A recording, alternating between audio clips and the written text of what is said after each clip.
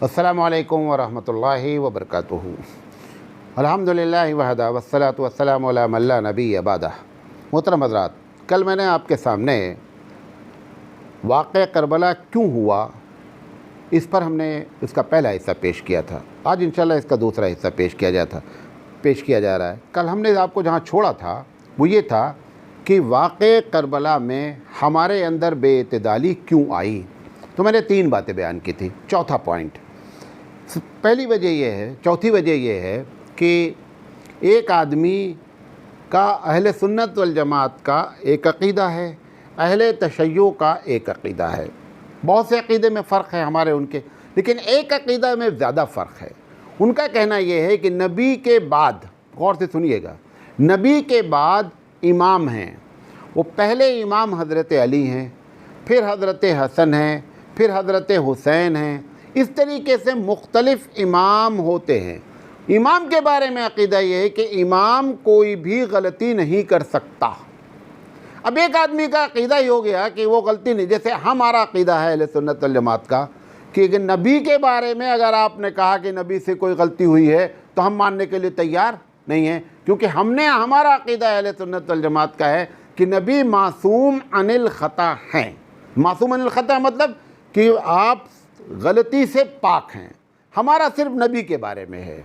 उनका कहना है नहीं, ये सारे इमाम जितने भी हैं, जिनको भी वो इमाम बोलते हों, उसमें से ये हज़रत हुसैन भी इमाम है, हज़रत हसन भी इमाम है, हज़रत अली भी इमाम है। जब एक आदमी ये कहता है कि साहब वो इमाम है, गलती नहीं कर सकते, लिहाजा वो कभी भी एतदाल की बात कर ही नहीं सकते, क्योंकि उनके अगर एतदाल से बात करेंगे तो कहीं ना कहीं इंसानी फितरी तौर पर गलती नज़र आ जाएगी। लेकिन अक़ीदा ही ये है कि वो गलती नहीं कर सकते, लिहाजा वो जितनी बातें करेंगे उसमें इस बात का ख़याल रखेंगे कि साहब कोई बात ऐसी ना कही जाए कि जिसमें हज़रत हुसैन रज़ी अल्लाह तआला अन्हु या हज़रत अली रज़ी अल्लाह तआला अन्हु या हज़रत हसन रज़ी अल्लाह तआला अन्हु की गलती साबित हो जाए। गलती चाहे भाई इंसान है, सबसे गलती हो सकती है।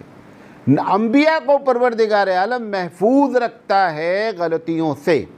ऐसा नहीं है कि उनके अंदर गलती करने की सलाहियत, योग्यता नहीं होती है, गलती कर सकते हैं, लेकिन अल्लाह ताला गलती होने नहीं देता, उससे पहले कंट्रोल कर देता है, लिहाजा वो गलती से पाक है।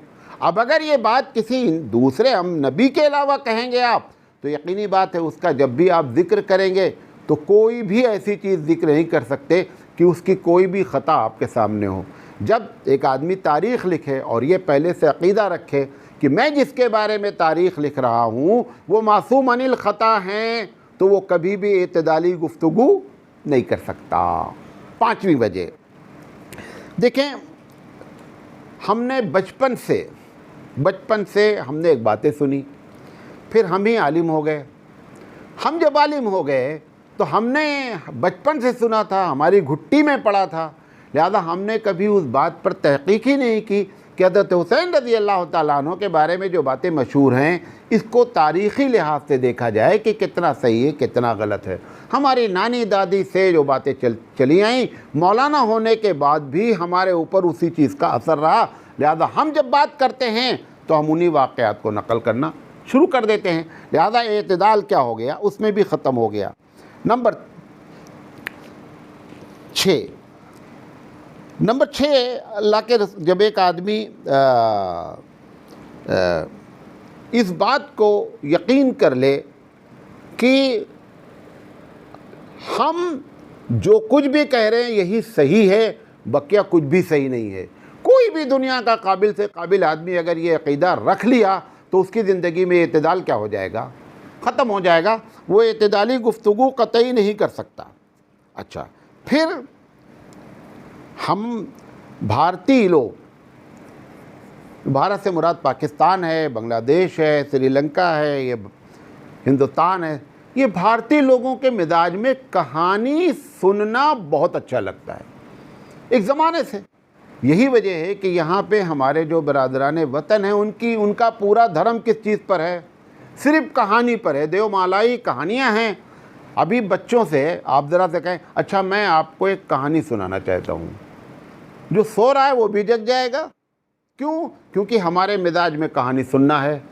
अब हम कहानी जब सुनाते हैं तो हमको थोड़ा नमक मिर्च क्या करना पड़ता है, लगाना ही पड़ता है ताकि कहानी में दिलचस्पी क्या रहे, बरकरार रहे। अब जब यकीनी बात है कि तारीख़ में नमक मिर्च लगाया जाएगा तो तारीख़ असल जो है वो आप तक पहुंच नहीं सकती, क्योंकि हमको नमक मिर्च लगा के करना है। फिर एतदाल इसलिए भी ख़त्म हुआ कि हम जब तक मुहर्रम के वाक़े में आपको रुला ना दें तब तक हम समझते हैं कि हमारी तकरीर सही नहीं हुई, हमको आपको रुलाना है। अब रुलाने के लिए अगर आप, जब हम ये बोलें कि 3 दिन तक एक आदमी को पानी नहीं मिला और उन जालिमों ने उनको शहीद कर दिया, तो रोना आएगा कि नहीं आएगा? हुआ क्या, मैं एक छोटी सी बात बताता इसी पानी के बारे में। हज़रत हुसैन रज़ी अल्लाह ताला अन्हु के बारे में ये भी लिखा है कि जब आखिरी दिन 10वीं तारीख को वो तय हो गया कि अब जंग ही मसले का हल है, उन्होंने गुस्ल किया। गुस्ल करने के बाद मैदान में उतरे और शहीद हो गए। सवाल ये है कि आपने अभी पहले कहा मौलाना साहब कि पानी पीने के लिए नहीं था 3 दिन से, ये गुस्ल करने का पानी कहाँ से आया? तो एक आदमी के पास जब पीने का पानी नहीं है तो गुस्ल करने का पानी कहाँ से आ जाएगा? लेकिन क्योंकि वो बयान जब करेंगे तभी आप रोएंगे, तभी आप रोएंगे। अब ये हक बातिल की लड़ाई है। हज़रत छोटे छोटे बच्चे भी कत्ल हुए इसमें, यकीनी बात। सवाल ये है कि एक आदमी अगर लड़ाई करने जा रहा है, आप बताइए, आप किसी से लड़ाई करने जा रहे हों तो गोद में अपने बच्चे को साथ में लेके जाएंगे? भाई अगर आपका इरादा जिहाद करने का है, आपका इरादा कि यहाँ 2-2 हाथ होना है, तो सबसे पहले किसको अलग किया जाएगा कि भैया औरतों के आने का कोई फ़ायदा नहीं, क्योंकि इनकी हिफाजत करो। बच्चों को ले जाने का कोई फ़ायदा नहीं, वो छोटा बच्चा वहाँ कैसे शहीद हो गया? कोई इरादा ही नहीं था इस किस्म का। ये हज़रत हुसैन रज़ी अल्लाह ताला अन्हु के वहमो गुमान में नहीं था कि लड़ाई हो जाएगी, तो लड़ाई हो गई। तुम पहले से कह रहे हो कि साहब वो छोटे बच्चों को शहीद हुए, हम भी मानते हैं, तारीख़ बताती है, लेकिन ये कोई जिहाद के इरादे से निकलता है? तो आज इतनी दुनिया एडवांस है, जब वॉर शुरू हो जाती है किसी 2 मुल्क में, तो फैमिली अगर रहती भी है तो भी फैमिली के साथ मिलने की इजाज़त नहीं होती, फैमिली अलग कर दी जाती है। ये कौन सी वार है, ये कौन सा जिहाद है कि साहब अपने बच्चों को, अपनी बीवी को लेके जाया जा रहा है कि हम जिहाद में जा रहे हैं? तो इस किस्म से बातें हमको करना पड़ता है ताकि आप रोएं। एक बहुत छोटा सा वाक़या है, एक पठान जो है वो तकरीर कर रहा था, बड़ा उसने सुनाया, रो ही नहीं रहे, लोग रो ही नहीं रहे। तो उसने देखा यार इतना बड़ा बयान कर, रो ही नहीं रहे। तो पठान को निस्वार बहुत पसंद है। निस्वार मालूम है? ये आप जैसे गुटखा खाते हैं, वो हरी पत्ती की बनती है और वो रगड़ करके यहाँ रखे रहते हैं। निस्वार उनकी जान है। उन्होंने कहा कि जालिमों ने हज़रत हुसैन को 3 दिन तक निस्वार नहीं दिया। अरे भैया सब रोने लगे। अब ऐसी सी बातें कि उसको रुलाना मकसद था, रुलाने के लिए देखा कि हम पानी बोल चुके, सब कुछ बोल चुके, बच्चे शहीद हो गए, ये रो ही नहीं रहा।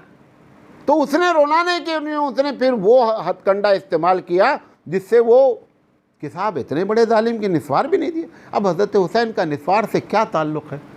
तो ये कहानियाँ बन गई। अब रही दूसरी बात कि हम जैसे लोगों को बयान करने की क्या ज़रूरत है? जब हज़रत हमदा की शहादत मैंने कभी बयान की आपसे? नहीं बयान की। 72 आदमी जंग ओहद में शहीद हुए, मैंने कभी शहादत बयान की? कभी नहीं बयान की। हज़रत उस्मान की शहादत मैंने बयान की? नहीं बयान की। ये बयान करने की हमको क्या ज़रूरत है? मौलाना साहब आप खुद गलत काम कर रहे हैं, उसका जवाब दे रहा हूँ। हकीकत क्या है कि हमारे लोग पहले बयान नहीं करते थे। अब क्या हुआ कि एक आदमी मुस्तकिल गलत बयानी कर करके लोगों का दिमाग क्या कर रहा है? गलत चीज़ की तरफ ले जा रहा है।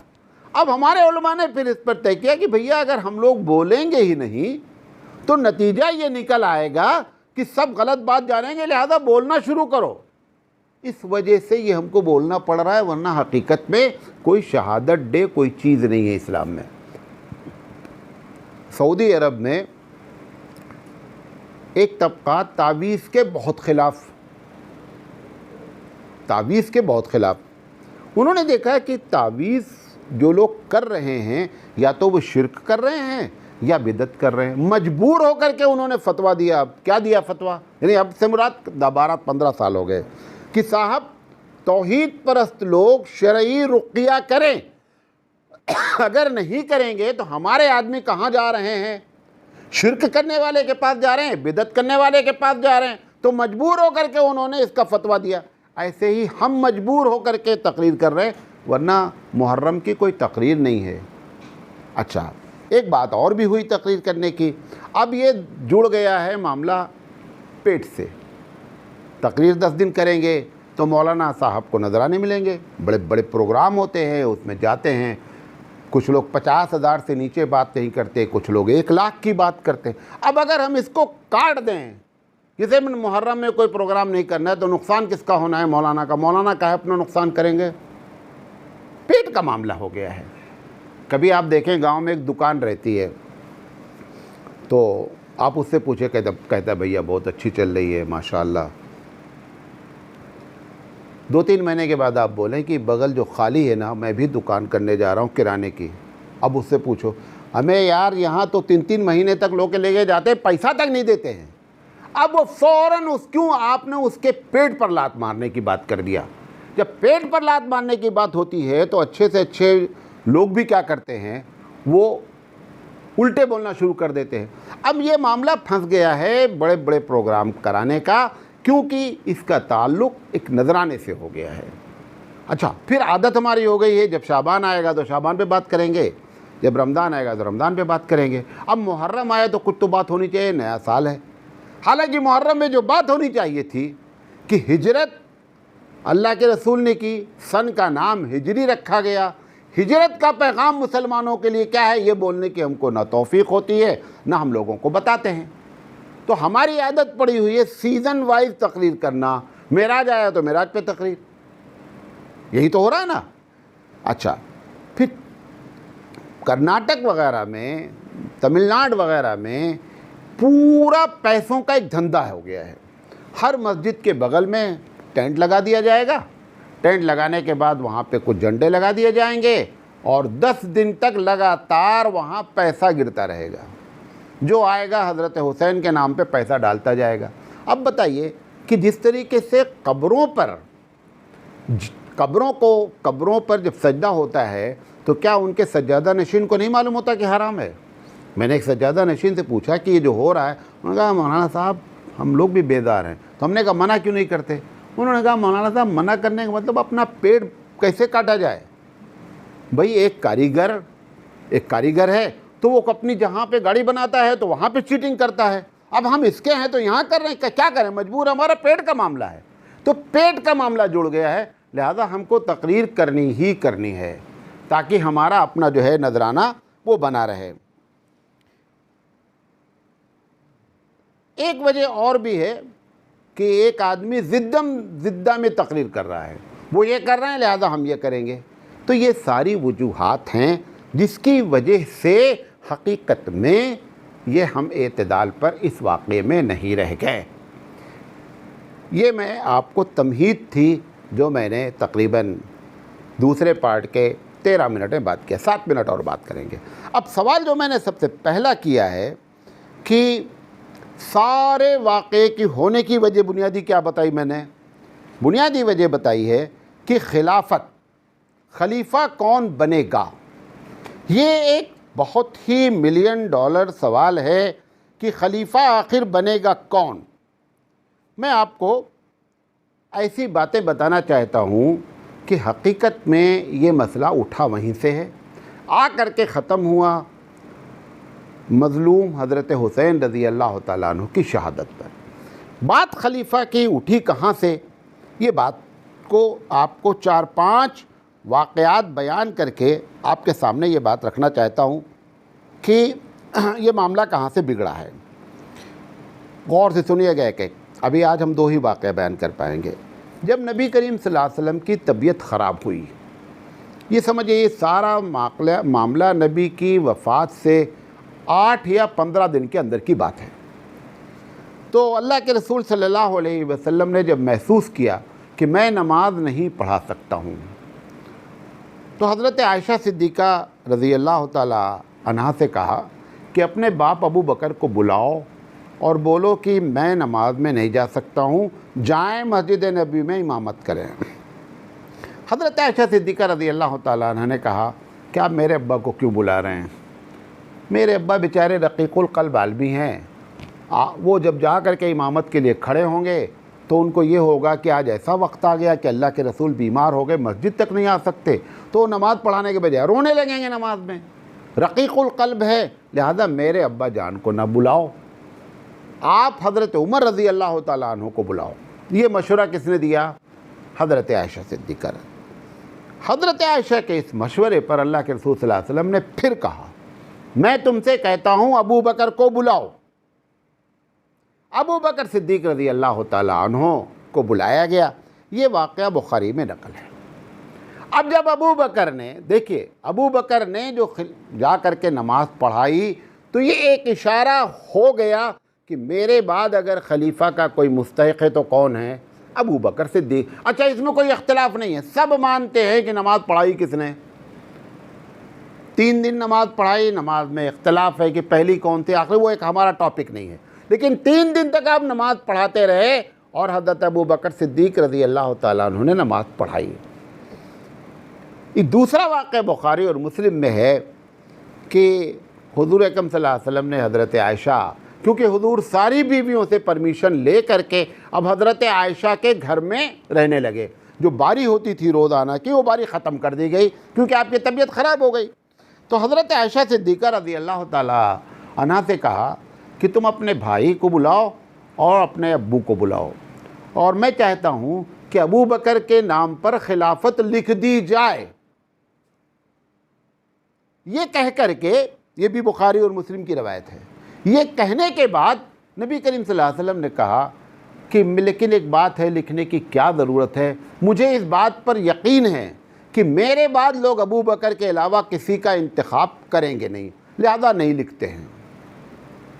तो पता क्या चला, अल्लाह के रसूल सल्लल्लाहु अलैहि वसल्लम को यकीन था कि खिलाफत का मामला होगा, और लेकिन लोग आखिर में किस पर इत्तेफाक कर लेंगे? अबू बकर सिद्दीक़ रज़ी अल्लाह ताला अन्हु पर। यह दूसरा वाक़या हुआ। तीसरा वाक़या, ये जो रवायत नक़ल करने जा रहा हूँ, ये बुखारी में है, अल-बिदाया व निहाया में है, मुस्नद अहमद में है। हज़रत अब्बास रज़ी अल्लाह ताला अन्हु बैठे थे, हज़रत अली मुस्तकिल आपकी तीमारदारी में लगे थे, अबू बकर सिद्दीक़ रज़ी अल्लाह ताला अन्हु लगे हुए थे।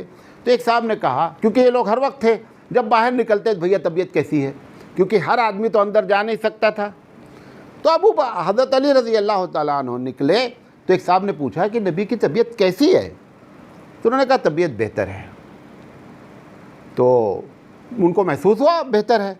वहीं पर इनके चचा जान, हुजूर के भी चचा जान हज़रत अब्बास, उन्होंने कहा कि अली तुमको अंदाज़ा नहीं हो रहा है कि मैं अलामत देख रहा हूँ हुजूर सल्लल्लाहु अलैहि, मेरे ख़ानदान में जब किसी का वक्त आखिरी होता है तो जो चेहरे पर अलामत होती है वो सब मौजूद है। मेरी समझ से ये 2-3 दिन के मेहमान हैं। किससे बात हो रही है? हज़रत अली और हज़रत अब्बास रज़ी अल्लाह ताला अन्हु। हज़रत अली खामोश हो गए क्योंकि वो चचा हैं, तजुर्बेकार हैं। फिर अब्बास रज़ी अल्लाह ताला अन्हु ने कहा, अली मेरी राय ये है चल के नबी करीम सल्लल्लाहु अलैहि वसल्लम से पूछा जाए कि आपके बाद खलीफा कौन होगा। क्या पता चला कि खिलाफत का मामला कहीं ना कहीं दिल में मौजूद है। उन्होंने जाकर पूछने की बात की हज़रत अली रज़ी अल्लाह। उन्होंने कहा देखो, हज़रत अब्बास रज़ी अल्लाह ताला हज़रत अली से कहा कि देखो, अगर अल्लाह के रसूल कह दें कि हमारे ख़ानदान में खलीफा होगा तो अच्छी बात है, और अगर ये कह दें कि हमारे ख़ानदान में खलीफा नहीं होगा तो कम से कम हमारे लिए वसीयत कर दें कि भाई तुम लोग इन लोगों का ख्याल रखना, गरचे खलीफा नहीं, दोनों में से कोई एक बात तो होनी चाहिए। हज़रत अली रज़ी अल्लाह ताला अन्हु तो बहुत ही इल्म वाले आदमी थे। उन्होंने कहा चचा जान, अगर अल्लाह के रसूल सल्लल्लाहु अलैहि वसल्लम ने खुदा न खास्ता ये कह दिया कि हमारे ख़ानदान में खिलाफत नहीं होगी तो क़यामत तक खिलाफत तुम्हारे हमको नहीं मिलेगी। लिहाजा बेहतर ये है कि खामोशी क्या करो, अख्तियार रखो। ये वाक़या हज़रत अब्बास और हज़रत अली रज़ी अल्लाह ताला अन्हो का सवाल जवाब की शक्ल में है। और हज़रत अली ही की बात मानी और जा करके नबी करीम सल्लल्लाहु अलैहि वसल्लम से उन्होंने नहीं पूछा। क्या अंदाज़ा लग रहा है, जो मैंने आपको पहली वजह बताई ना, कि सारे वाक़े के पीछे असल चक्कर क्या है कि खलीफा कौन बनेगा। तो ये ख़ानदान के लोग थे, एक फितरी चीज़ थी और सोचना भी चाहिए भाई ख़ानदान के लोग हमको खलीफा बनाया जाए। लेकिन अल्लाह की क्या प्लानिंग है, रसूल अकरम सल्लल्लाहु अलैहि वसल्लम की क्या प्लानिंग है, इन लोगों ने अभी भी उस बात को समझा कि नहीं ख़ानदान ही असल होता है। तो इस तरीके से ये 3 वाक़यात मैंने आज आपको बयान किए।